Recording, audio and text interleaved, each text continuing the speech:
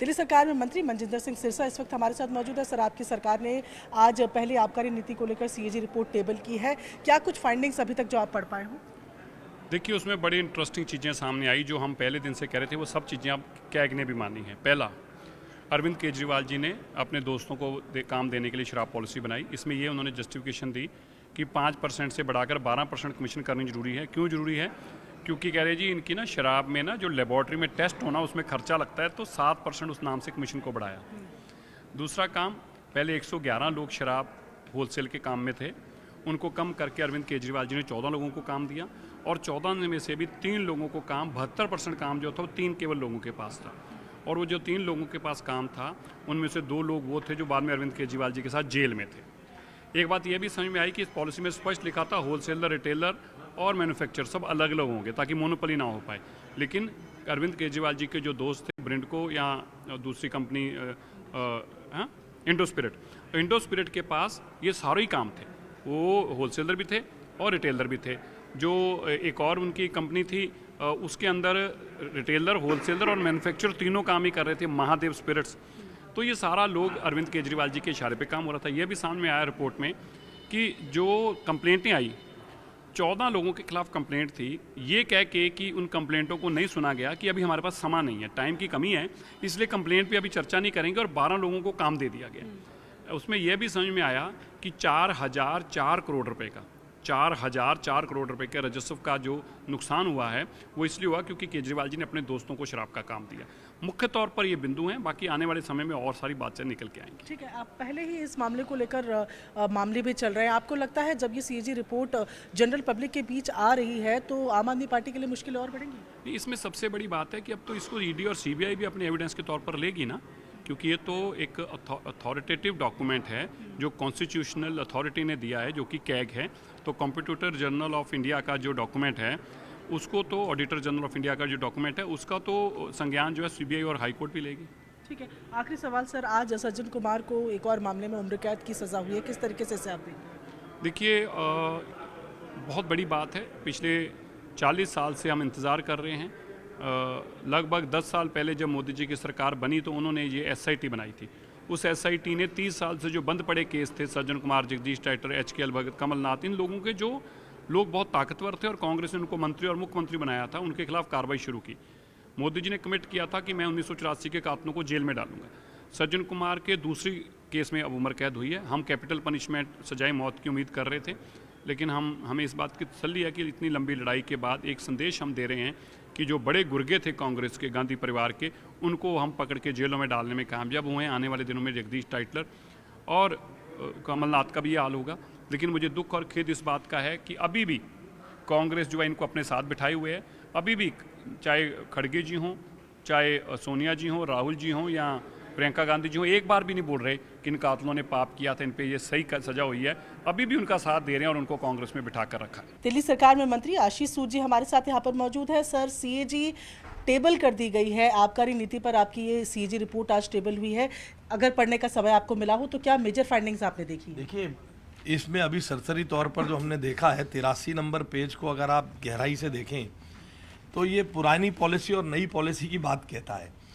Profit margin के संदर्भ में कहते हैं 5% लैंडेड प्राइस पर एक बोतल पर मुनाफा प्रॉफिट मार्जिन होलसेल लाइसेंस वाले को दिया जाएगा, बोतल वाले को दिया जाएगा।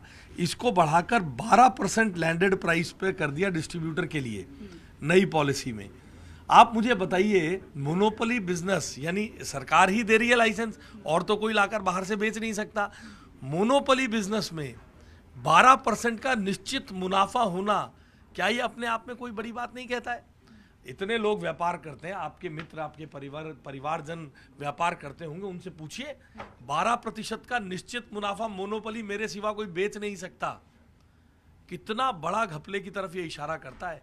और बहुत सारी चीज़ें इसमें हैं। 890 करोड़ रुपए कैसे घाटे में गए हैं, उन सब विषयों पर चर्चा है। थोड़ा और गहराई से देखने के बाद करेंगे। 2029 करोड़ रुपए तक का कुछ आंकड़ा निकलता है। बड़ा चौंकाने वाले आंकड़े हैं।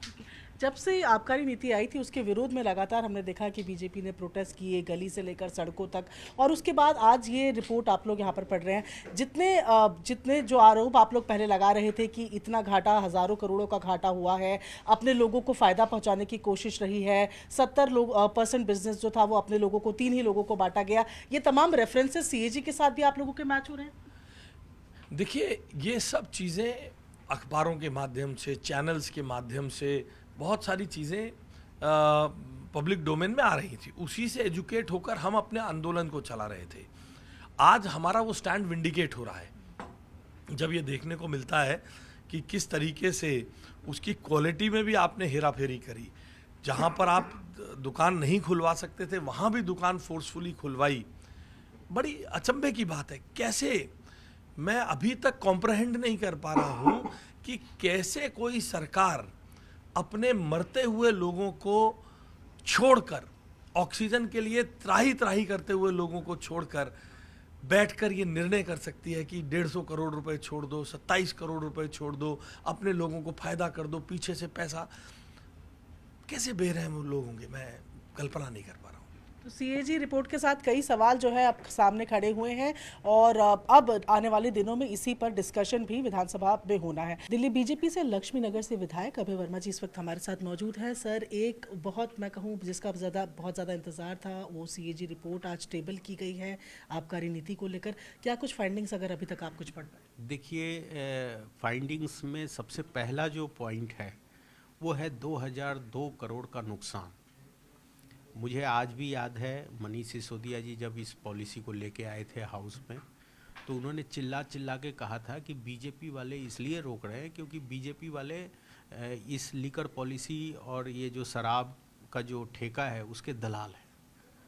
आज सीएजी की रिपोर्ट ने बता दिया कि बड़ा दलाल कौन सा है। आज सीएजी की रिपोर्ट ने बता दिया कि ये जो सिसोदिया जी, संजय सिंह और अरविंद केजरीवाल जी जो जेलों में गए, कई दिनों तक जेलों में रहे, वो सत्य था।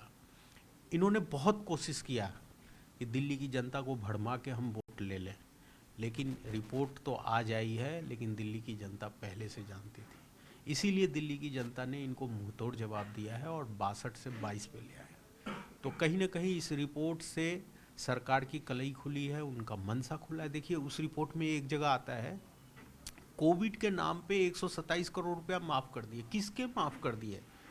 शराब बेचने वालों को माफ कर दिया। आप गरीब का माफ करते?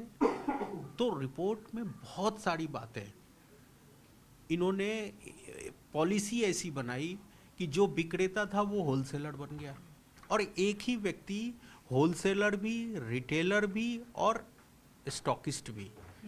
तो ये सब एक पे एक फ्री जो एक धंधा चला, उसके पीछे यही था कि अगर एक आदमी मैन्युफैक्चरर है और वो रिटेलर है तो वो सस्ता बेचेगा, सस्ता बेच के एक पे एक देगा, तो रेवेन्यू तो सरकार का नुकसान हुआ ना।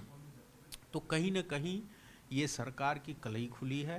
आपको लगता है कि इस मामलों में वैसे भी जांच भी चल रही है, डीसीबीआई की भी, अब ये जो सीएजी रिपोर्ट भी सामने आई है, इससे जांचों को भी बल मिलेगा और मुश्किलें बढ़ेंगी आम आदमी पार्टी के लिए? बिल्कुल, इससे जांच में तेजी आएगी और जांच के पास एक एविडेंस के रूप में एक भारत सरकार के जो सब डिपार्टमेंट का ऑडिट करती है, इस ऑडिट रिपोर्ट को वो एज ए एविडेंस के रूप में उपयोग करेंगे। और केजरीवाल जी ने चुनाव से पहले क्या कहा था कि अगर मैं पाक साख हूँ और दिल्ली की जनता को लगता है कि मुझे गलत फंसाया गया है तो मुझे जिता दें। दिल्ली की जनता ने उनकी पार्टी को तो सत्ता से बाहर किया, उनको भी हराया है, यानी उनका स्थान अब जेल में ही है। ठीक है, आखिरी सवाल सर आपसे ये जानना चाहेंगे कि आज देखा हम लोगों ने कि सीएजी के प्लेस होने से पहले एलजी के अभिभाषण के दौरान ही जो हंगामा था वो हुआ आम आदमी पार्टी के विधायकों द्वारा, और सभी बाहर हैं और वो लगातार आप लोगों पर आरोप लगा रहे हैं कि आप लोग जो हैं वो दलित विरोधी हैं तस्वीरों को लेकर। देखिए, तस्वीर पता नहीं उनको बापू के तस्वीर से कितना क्यों हेट है। अगर संवैधानिक परंपरा को हम लागू कर रहे हैं, आप किसी भी सरकारी दफ्तर में जाइएगा तो आप देखिएगा बापू, भारत के राष्ट्रपति और भारत के प्रधानमंत्री का चित्र लगता है। हमने कोई चित्र हटाया नहीं है, हमने वो 3 चित्र के जो स्थान थे वो हमने दिए हैं। तो हमने लोकतंत्रीय परंपरा को स्थापित किए हैं, वो एनार्किस्ट वाली बात कर रहे हैं। हमारे लिए अंबेडकर जी हमारे लिए एक महान व्यक्ति थे, संविधान निर्माता थे और आज भी हैं। और ये अंबेडकर या भीम चिल्लाने से कुछ नहीं होता, उसके लिए करना पड़ता है। ये तो उन लोगों के साथ खड़े हुए जिन्होंने महामहिम भीमराव अंबेडकर जी को हरवाने का काम किया था चुनाव में। ये लोग उस व्यक्ति के साथ खड़े हुए जिन्होंने 70 साल तक उनको भारत रत्न का उपाधि नहीं दिया। ये लोग उस व्यक्ति के साथ खड़े हैं। हमने तो पंच तीर्थ बना के दिया है। प्रधानमंत्री नरेंद्र मोदी जी पूरे देश भर में 5 स्थान तय किए हैं। तो हमें इनसे सर्टिफिकेट लेने की जरूरत नहीं है। सच्चाई ये है कि ये वोट बैंक की राजनीति कर रहे थे। ये भीमराव अंबेडकर जी के नाम पर एक तमाशा खड़ा कर रहे हैं, इससे ज़्यादा कुछ नहीं है। चलिए, तो हमारे साथ अभय वर्मा जी साफ तौर पर कह रहे हैं कि सीएजी रिपोर्ट जो सामने आई है, इससे अब आम आदमी पार्टी की मुश्किलें और ज़्यादा बढ़ेंगी। दिल्ली से बीजेपी विधायक अजय मावर जी हमारे साथ मौजूद है। सर, मैं कहूँ जिसका बहुत ज़्यादा इंतजार था, सीएजी रिपोर्ट आज आप लोगों ने टेबल की है। अभी तक जो रिपोर्ट आप लोगों ने फाइंडिंग्स देखी है, क्या फाइंडिंग्स सामने आ रही है? सीएजी रिपोर्ट जो आज पेश की गई है लिकर पॉलिसी पर, हर पन्ना गुनाहों से भरा हुआ है, काली करतूतों से, भ्रष्टाचार से भरा हुआ है। उनकी काली करतूतें, उनके गुनाह हर पन्नों पर अंकित है। और यह बात चूँकि सब जुडिशियल है, कोर्ट पर अपना काम कर रहा है, वो जमानत पर घूम रहे हैं, लेकिन दिल्ली की जनता के सामने इनके काली करतूतों को लाने के लिए एक माध्यम था। जो लोग लोकपाल और लोकायुक्त चिल्ला कर कहते थे, उसके नाम पर सत्ता में आए थे, उनके लोकपाल लोकायुक्त कहाँ हैं हमें नहीं पता, लेकिन बाबा साहब के संविधान के ऊपर, उनके आदर्शों पर नहीं चलते। उनके सिर्फ चित्र की बात करने वाले ये लोग उनके मूल्यों को, उनके आदर्शों को धूमिल कर चुके हैं। और आज यह सीएजी रिपोर्ट पहला प्रारंभ है, अगली 13 रिपोर्ट बाकी हैं। मुझे लगता है जितने घोटाले इन्होंने किए लिकर पॉलिसी के बाद भी, पैनिक बटन घोटाला, शीश महल घोटाला, क्लासरूम घोटाला, दिल्ली जल बोर्ड घोटाला, दिल्ली परिवहन घोटाला, एक सीरीज है घोटालों की।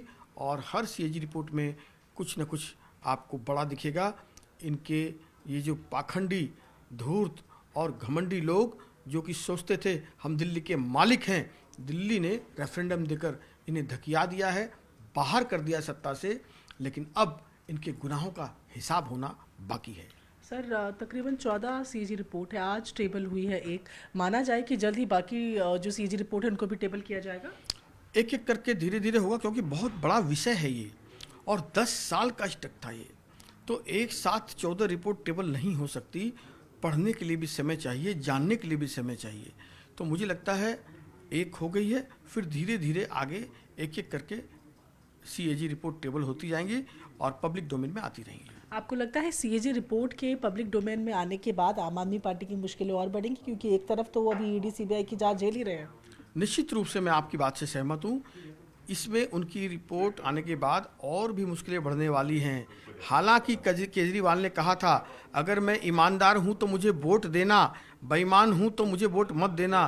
पब्लिक ने रेफरेंडम दे दिया है, फिर भी उनका काला चिट्ठा पब्लिक के सामने आए।